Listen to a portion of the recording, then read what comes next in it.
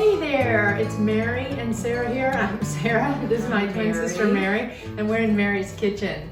We're excited to teach today just a classic homemade almond milk. We're all about making healthy, delicious, and just showing you how simple it is to bring healthy home. You can buy almond milk and it's just pales in comparison. The taste of it, yeah. It is easy. Yeah. It's easy to make almond milk. I mean, my husband is making almond milk. Which is a real feat for him. Right? He doesn't even boil an egg. Not a cook. Every 3 or 4 days, he blends up a batch. And you know what I love about him is he even harvests the fiber from the almonds and he freezes that fiber and he makes cookies. So if you stay tuned for more videos, we'll show you how to make them. They are delicious. We used to feed that fiber to our chickens. Yeah. Anyway, until the coons massacred. I know, right? So let's talk almond milk. What we did here was we soaked. Did we do 2 cups of almonds?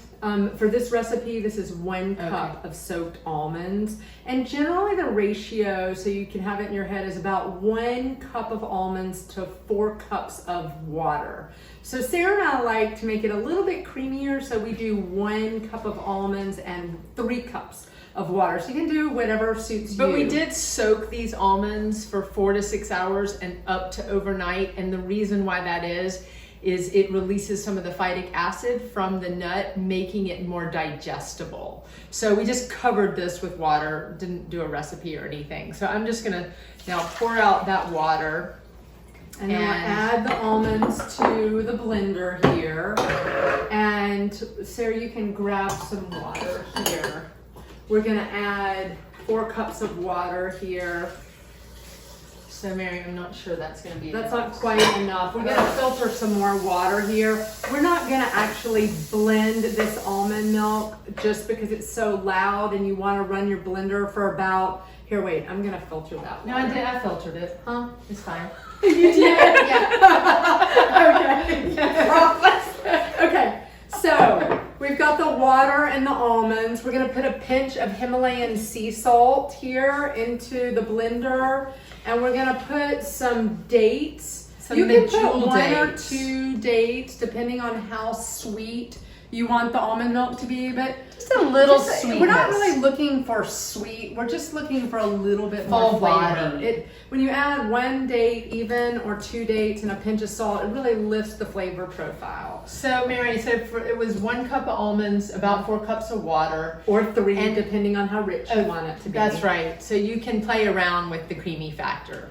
And one thing I love to do is add a cinnamon stick here and a couple of cardamom pods. And that's optional. We're just totally obsessed with cardamom, aren't we? Oh my gosh, we really are.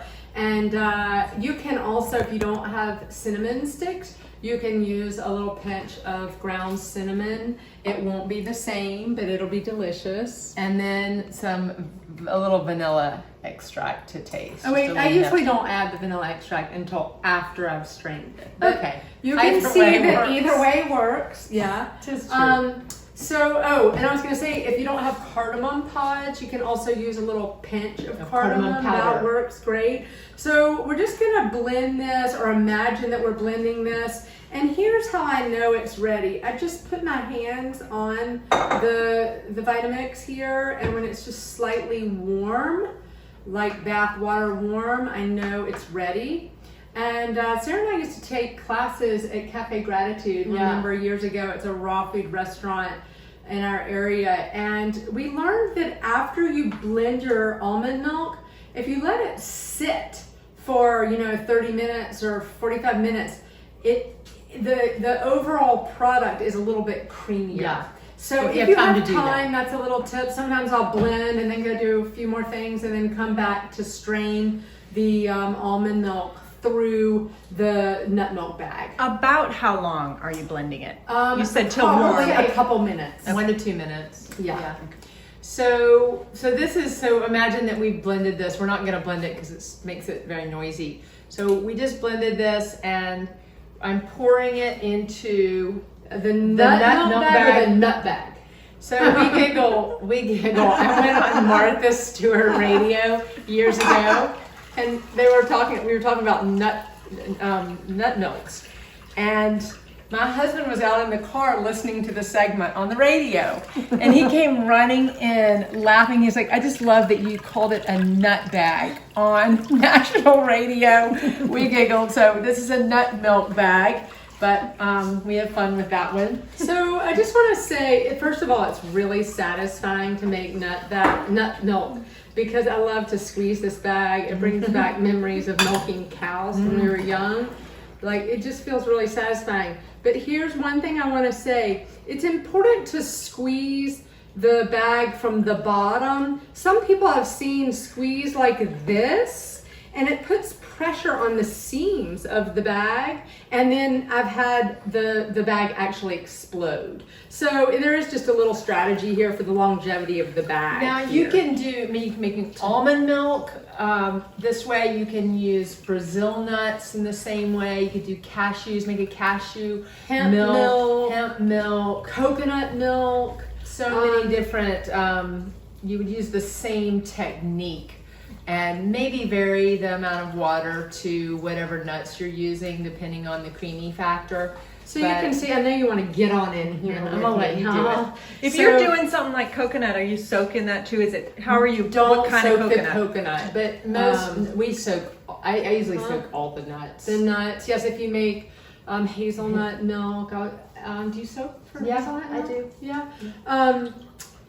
They're so delicious. I love it. Now, you can pan in here, Katie, and people can see how dry the fiber is once you've squeezed out all the milk. Do you see how dry that is? People are making amazing recipes with this fiber. So yeah, so almond milk is so delicious. First of all, we can have a ladle and just put it in the cup. But first of all, let's have a taste, because we might want to add a little more salt. You want to get a spoon, Sarah? Yeah. We might need to add a little more salt, or we might need to add a little pinch of cinnamon and maybe vanilla at this point. I like to add the vanilla at this point because I just think I'm kind of frugal, and I don't like the idea of it going through the nut milk bag and a lot of it landing in the fiber. So add a little bit more. So add a little bit the vanilla. You can also, if you're not into cardamom or cinnamon, you could add some turmeric root in the blender. You could add some ginger. Think about golden milk, for example. Golden milk, the prominent flavors in golden milk are cardamom, ginger, turmeric.